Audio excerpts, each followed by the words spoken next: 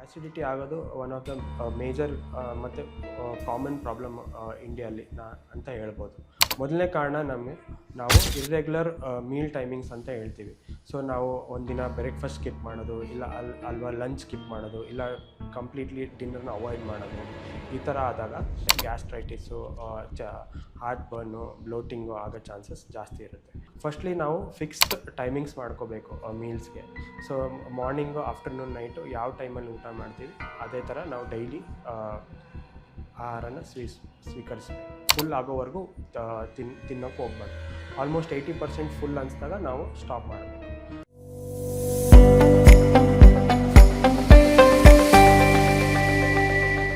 ಎಲ್ಲರಿಗೂ ನಮಸ್ಕಾರ. ನನ್ನ ಹೆಸರು ಡಾಕ್ಟರ್ ಮಹೇಶು. ನಾನು ಸಂಪ್ರದಾಯ ಮಲ್ಟಿ ಸ್ಪೆಷಾಲಿಟಿ ಹಾಸ್ಪಿಟ್ಲು ಬ್ಯಾಂಗ್ಳೂರಲ್ಲಿ ಕನ್ಸಲ್ಟೆಂಟ್ ಫಿಸಿಷಿಯನ್ ಆಗಿ ವರ್ಕ್ ಮಾಡ್ತಾಯಿದ್ದೀನಿ. ಸೊ ಇವತ್ತಿನ ಟಾಪಿಕ್ ನಾವು ಆ್ಯಸಿಡಿಟಿ, ಗ್ಯಾಸ್ ಮತ್ತು ಬ್ಲೋಟಿಂಗ್ ಬಗ್ಗೆ ತಿಳ್ಕೊಳ್ಳೋಣ. ಸೊ ಇದು ಆ್ಯಸಿಡಿಟಿ ಆಗೋದು ಒನ್ ಆಫ್ ದ ಮೇಜರ್ ಮತ್ತು ಕಾಮನ್ ಪ್ರಾಬ್ಲಮ್ ಇಂಡಿಯಲ್ಲಿ ಅಂತ ಹೇಳ್ಬೋದು. ಸೊ ಏನಕ್ಕೆ ಇದಾಗುತ್ತೆ, ಮತ್ತು ಇದು ಓನ್ಲಿ ಸ್ಪೈಸಿ ಫುಡ್ ತಿನ್ನೋದ್ರಿಂದ ಆಗುತ್ತಾ, ಆಮೇಲೆ ಆ್ಯಂಟಾಸಿಡ್ಸ್ ಏನು ಆ್ಯಸಿಡ್ ಮಾತ್ರೆ ಅಂತ ನಾವು ತೊಗೋತಾ ಇರ್ತೀವಿ ಅದರಿಂದ ಏನು ಸೈಡ್ ಎಫೆಕ್ಟ್ಸ್ ಆಗ್ಬೋದು, ಸೊ ಯಾವಾಗ ಸ್ಟಾಪ್ ಮಾಡಬೇಕು, ಯಾವಾಗ ಡಾಕ್ಟರ್ನ ಕನ್ಸಲ್ಟ್ ಮಾಡಬೇಕಂತ ತಿಳ್ಕೊಳ್ಳೋಣ. ಸೊ ತುಂಬ ಜನ ನನ್ನ ಹತ್ರ ಬರ್ತಾರೆ. ಅವರು ಮೋಸ್ಟ್ ಕಾಮನ್ ಕಂಪ್ಲೇಂಟ್ ಏನು ಹೇಳ್ತಾರೆ ಅಂದರೆ, ನಾನು ಸ್ಪೈಸಿ ಫುಡ್ ಅವಾಯ್ಡ್ ಮಾಡಿದ್ರು ಡಾಕ್ಟರ್, ನನಗೆ ಆ್ಯಸಿಡಿಟಿ ಜಾಸ್ತಿ ಆಗ್ತಾಯಿದೆ. ನಾನು ಒಂದು ದಿನವೂ ಆ್ಯಸಿಡ್ ಟ್ಯಾಬ್ಲೆಟ್ ಇಲ್ಲ ಆ್ಯಂಟಾಸಿಡ್ ತೊಗೊಂಡಿಲ್ಲ ಅಂದರೆ ನನಗೆ ಎದೆ ಉರಿ ಸ್ಟಾರ್ಟ್ ಆಗುತ್ತೆ. ಸೊ ನಾವೇನು ತಿಳ್ಕೊಬೇಕಂದ್ರೆ, ಫುಡ್ ಅಲ್ಲದೆ ಹಲವಾರು ರೀಸನ್ಸ್ ಇರುತ್ತೆ ನಮಗೆ ಆ್ಯಸಿಡಿಟಿ, ಬ್ಲೋಟಿಂಗು, ಗ್ಯಾಸ್ ಥರ ಆಗೋಕ್ಕೆ. ಯಾವ್ಯಾವ ಕಾರಣದಿಂದ ಆ್ಯಸಿಡಿಟಿ, ಗ್ಯಾಸು, ಬ್ಲೋಟಿಂಗ್ ಆಗುತ್ತೆ, ಅದಕ್ಕಿಂತ ಮುಂಚೆ ನಮ್ಮ ಬಾಡಿಯಲ್ಲಿ ಫುಡ್ ಹೆಂಗೆ ರಿಲೀಸ್ ಆಗುತ್ತೆ, ಆ್ಯಸಿಡ್ ಹೆಂಗೆ ವರ್ಕ್ ಆಗುತ್ತೆ ಅಂತ ನೋಡೋಣ.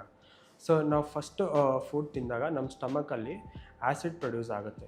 ಈ ಆ್ಯಸಿಡಿಂದ ಎರಡು ರೀಸನ್ಸ್, ಎರಡು ವೇಯಲ್ಲಿ ಆ್ಯಕ್ಟ್ ಆಗುತ್ತೆ. ಒಂದು, ನಮ್ಮ ಫುಡ್ಡಲ್ಲಿ ಇರೋವಂಥ ಜರ್ಮ್ಸು ಮತ್ತು ಬ್ಯಾಕ್ಟೀರಿಯಾನ ಕಿಲ್ ಮಾಡೋಕ್ಕೆ, ಮತ್ತು ಅದರಲ್ಲಿರೋದು nutrients, vitamin B12, iron, calcium ಅಬ್ಸಾರ್ಪ್ಷನ್ಗೆ ತುಂಬ ಹೆಲ್ಪ್ ಆಗುತ್ತೆ ಆ್ಯಸಿಡಿಂದ. ಸೊ ಯಾವಾಗ ನಾವು ಸ್ಟಮಕಲ್ಲಿ ಆ್ಯಸಿಡ್ ಓವರ್ ಪ್ರೊಡಕ್ಷನ್ ಆಗುತ್ತೆ ಆವಾಗ ನಮಗೆ ಗ್ಯಾಸ್ಟ್ರೈಟಿಸು, ಆಮೇಲೆ ಅದು ಬ್ಯಾಕ್ ಫ್ಲೋ ಆಗಿ ನಮ್ಮ ಫುಡ್ ಪೈಪಲ್ಲಿ ಹೋದಾಗ ನಮಗೆ ಈ ಹಾರ್ಟ್ ಬರ್ನು, ಚೆಸ್ಟ್ ಬರ್ನ್ ಅಂತ ಏನು ಹೇಳ್ತೀವಿ ಅದು ಆಗೋ ಚಾನ್ಸಸ್ ಇರುತ್ತೆ. So some of the most commonly ಏನಕ್ಕೆ ನಮಗೆ ಆ್ಯಸಿಡಿಟಿ ಆಗುತ್ತೆ, ಗ್ಯಾಸಿಂಗ್ ಆಗುತ್ತೆ, ಬ್ಲೋಟಿಂಗ್ ಆಗುತ್ತೆ ಅಂತ ತಿಳ್ಕೊಳ್ಳೋಣ. ಮೊದಲನೇ ಕಾರಣ ನಾವು ಇರ್ರೆಗ್ಯುಲರ್ ಮೀಲ್ ಟೈಮಿಂಗ್ಸ್ ಅಂತ ಹೇಳ್ತೀವಿ.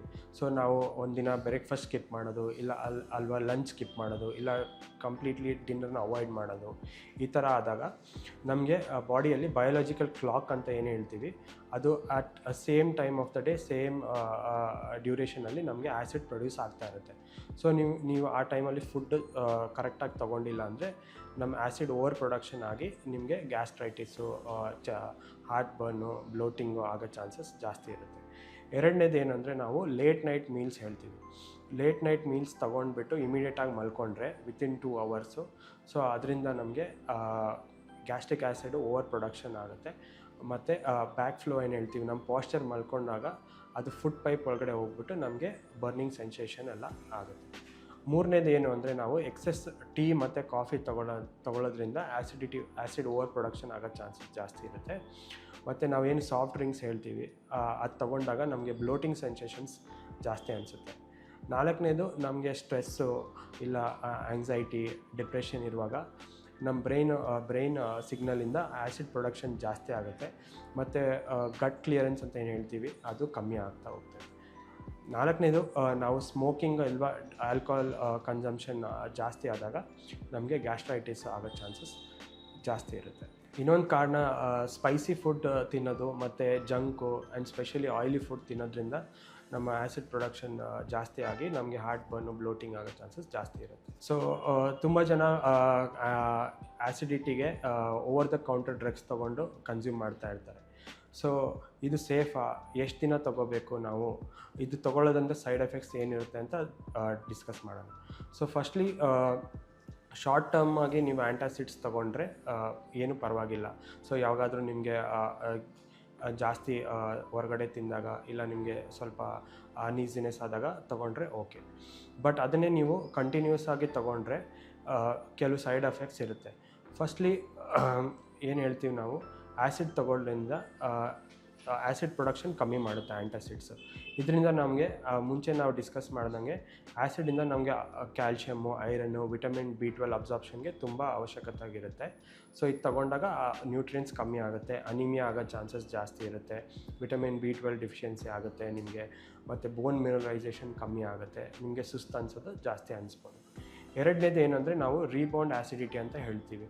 ಸೊ ಇದರಿಂದ ನಾವು ಯಾವಾಗ ಆ್ಯಂಟಾಸಿಡ್ಸ್ನ ಸ್ಟಾಪ್ ಮಾಡ್ತೀವಿ, symptoms double, acid production double ಆಗಿ ಸಿಮ್ಟಮ್ಸು ಇನ್ನೂ ವರ್ಸ್ಟ್ ಆಗೋಕ್ಕೆ ಚಾನ್ಸಸ್ ಇರುತ್ತೆ. ಸೊ ನಾವು ಇದೇ ಥರ ಆ್ಯಸಿಡಿಟಿ ಲಾಂಗ್ ಟರ್ಮ್ ನಮಗಿದ್ರೆ, ಅನ್ಟ್ರೀಟೆಡ್ ಆಗಿದ್ದರೆ ನಮಗೆ ಮುಂದೆ ಗ್ಯಾಸ್ಟ್ರೈಟಿಸು ಮತ್ತು ಗ್ಯಾಸ್ಟ್ರೋ ಈಸೋಫೇಜಲ್ ರಿಫ್ಲೆಕ್ಸ್ ಸಿಂಡ್ರೋಮ್ ಅಂತ ಏನು ಹೇಳ್ತೀವಿ, ಆಮೇಲೆ ಬ್ಯಾರೆಟ್ಸ್ ಈಸೋಫೇಗಸ್ಸು, ಹಂಗೆ ಮ್ಯಾಲಿಗ್ನೆನ್ಸಿಗೆ ಹೋಗೋ ಚಾನ್ಸಸ್ ಜಾಸ್ತಿ ಇರುತ್ತೆ.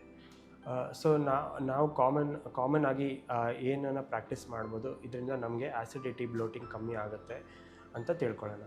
ಫಸ್ಟ್ಲಿ ನಾವು ಫಿಕ್ಸ್ಡ್ ಟೈಮಿಂಗ್ಸ್ ಮಾಡ್ಕೋಬೇಕು ಮೀಲ್ಸ್ಗೆ. ಸೊ ಮಾರ್ನಿಂಗು, ಆಫ್ಟರ್ನೂನ್, ನೈಟು ಯಾವ ಟೈಮಲ್ಲಿ ಊಟ ಮಾಡ್ತೀವಿ ಅದೇ ಥರ ನಾವು ಡೈಲಿ ಆಹಾರನ ಸ್ವೀಕರಿಸಬೇಕು. ಎರಡನೇದು, ನಾವು ಟೋಟಲ್ ಕಂಪ್ಲೀಟ್ ಫುಲ್ ಆಗೋವರೆಗೂ ತಿನ್ನೋಕ್ಕೆ ಹೋಗ್ಬಾರ್ದು. ಆಲ್ಮೋಸ್ಟ್ 80% ಫುಲ್ ಅನಿಸಿದಾಗ ನಾವು ಸ್ಟಾಪ್ ಮಾಡಬೇಕು. ಮೂರನೇದು ಏನು ಅಂದರೆ, ನಾವು ನಿದ್ದೆ ಮಾಡೋ ಟೈಮಲ್ಲಿ at least 2 to 3 hours before sleeping ನಾವು ಫುಡ್ನ ತಗೋಬೇಕು. ಆಮೇಲೆ ಲೈಟಾಗಿ 15 minutes ವಾಕಿಂಗ್ ಮಾಡಿದಾಗ ಸೊ ನಮಗೆ ಆ್ಯಸಿಡಿಟಿ ಆಗೋ ಚಾನ್ಸಸ್ ಕಮ್ಮಿ ಇರುತ್ತೆ. ಆಮೇಲೆ ಆ್ಯಂಟಾಸಿಡ್ಸ್ನ ನಾವು ಯಾವತ್ತೂ ಕಂಟಿನ್ಯೂಸ್ ಆಗಿ ಯೂಸ್ ಮಾಡೋಕ್ಕೆ ಹೋಗಬಾರ್ದು. So short course is good, but over a long period of time ತಗೊಂಡಾಗ ನಮ್ಮ ನ್ಯೂಟ್ರಿಯೆಂಟ್ಸ್ ಅಬ್ಸಾರ್ಪ್ಷನ್ ಕಮ್ಮಿ ಆಗಿ ಸೈಡ್ ಎಫೆಕ್ಟ್ಸ್ ಜಾಸ್ತಿ ಆಗುತ್ತೆ. What are the danger science? ಯಾವಾಗ ನೀವು ಎಮರ್ಜೆನ್ಸಿ ಡಾಕ್ಟರ್ನ ಕನ್ಸಲ್ಟ್ ಮಾಡಬೇಕು. ನಿಮಗೆ ಡಿಫಿಕಲ್ಟಿ ತಿನ್ನೋದ್ರಲ್ಲಿ, ಸ್ವಾಲೋಯಿಂಗಲ್ಲಿ ಆದರೆ, ನಿಮಗೆ ಬ್ಲ್ಯಾಕ್ ಕಲರ್ ಸ್ಟೂಲ್ಸ್ ಬರ್ತಾಯಿದ್ರೆ, ನಿಮಗೆ ಸಿಗ್ನಿಫಿಕೆಂಟ್ ವೆಯ್ಟ್ ಲಾಸ್ ಆಗಿದೆ, ಸಡನ್ನಾಗಿ ವೆಯ್ಟ್ ಲಾಸು, ನಿಮಗೆ ಸುಸ್ತಾಗ್ತಾಯಿದೆ, ನಿಮಗೆ ಬ್ರೆತ್ಲೆಸ್ನೆಸ್ ಆಗ್ತಾಯಿದೆ, ಸೊ ಆವಾಗ ನೀವು ಇಮಿಡಿಯೇಟಾಗಿ ಡಾಕ್ಟರ್ನ ಕನ್ಸಲ್ಟ್ ಮಾಡಬೇಕು. ಸೊ ಫೈನಲಿ ನಾನು ಏನು ಹೇಳೋಕ್ಕೆ ಇಷ್ಟಪಡ್ತೀನಿ ಅಂದರೆ, ಆ್ಯಸಿಡಿಟಿ, ಬ್ಲೋಟಿಂಗು, ಗ್ಯಾಸು ಇದೆಲ್ಲ ಜಸ್ಟ್ ಸ್ಪೈಸಿ ಫುಡ್ ತಿನ್ನೋದ್ರಿಂದ ಆಗಲ್ಲ.